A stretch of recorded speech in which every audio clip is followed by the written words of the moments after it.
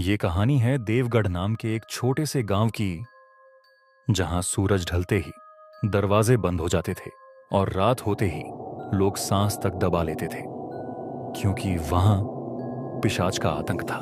देवगढ़, चारों ओर जंगल, बीच में गिने चुने मकान। दिन में यह गांव बिल्कुल सामान्य लगता था, लेकिन रात में यह गांव किसी श्मशान से कम नहीं लगता। उस रात भी चांद आधा छुपा हुआ था। हवा में अजीब सी सड़ान। अरे, किसी ने सुना क्या? पीपल के पेड़ के पास से फिर आवाज आई। चुप रह, रात के समय उसका नाम भी मत ले। लेकिन हर रात कोई ना कोई गायब हो रहा है। कल रघु काका, आज कौन? गांव वाले जानते थे ये कोई इंसान नहीं कर रहा।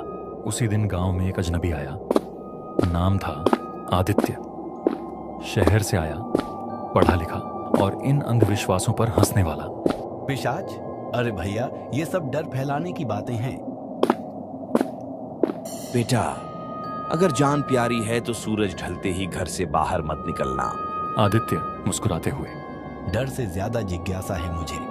उसे नहीं पता था कि जिज्ञासा कभी कभी मौत को बुला लेती है।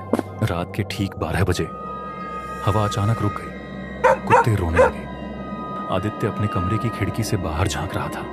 तभी आदित्य धीमी आवाज में, ये साया कैसा है? पीपल के पेड़ के नीचे एक लंबी परछाई हिल रही थी और फिर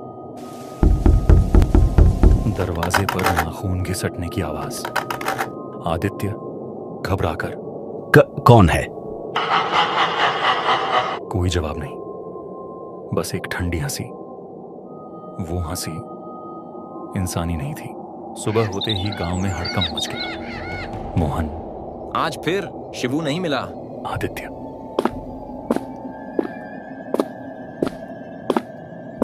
ये सब कब से हो रहा है? 50 साल पहले एक पिशाच को जिंदा जलाया गया था, लेकिन उसकी आत्मा अब भी यहीं है। आदित्य, और आप लोग चुपचाप मरते जा रहे हैं? क्योंकि जिसने उसे मारा था उसका खून आज भी गांव में बह रहा है।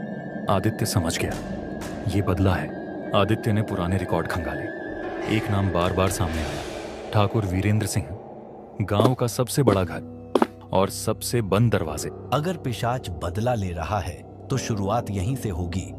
हवेली में घुसते ही ठंडक हड्डियों में उतर गई। दीवारों पर खून जैसे निशान और बीच में एक पुरानी तस्वीर। ये तो मैं हूं। तस्वीर में वही चेहरा, बस आंखें लाल। तभी पीछे से आवाज आई, क्यों आ गए यहाँ मेरे खून? अंधेरे से वह बाहर आया। लंबा साया सा शरीर, लाल चमकती आंखें। मैं वीरेंद्र हूँ, जिसे तुम्हारे बाप दादाओं ने मारा था। आदित्य कांपते हुए, मैं तो कुछ नहीं जानता।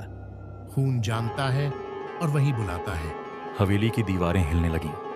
दरवाजे खुद ब खुद बंद हो गए।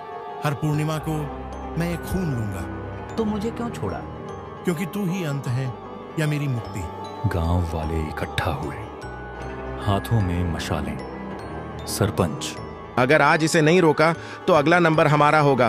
पूर्णिमा की रात, पीपल का पेड़। पिशाच चीख उठा। पिशाच, मेरी आत्मा को शांति चाहिए। तो इस आतंक को खत्म करो। आदित्य ने खुद को आग के हवाले कर दिया। आग की लपटों के साथ एक भयानक चीख गूंजी और फिर खामोशी।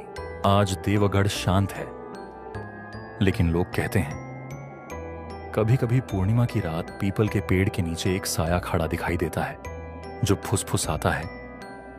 आतंक खत्म हुआ है, लेकिन कहानी नहीं।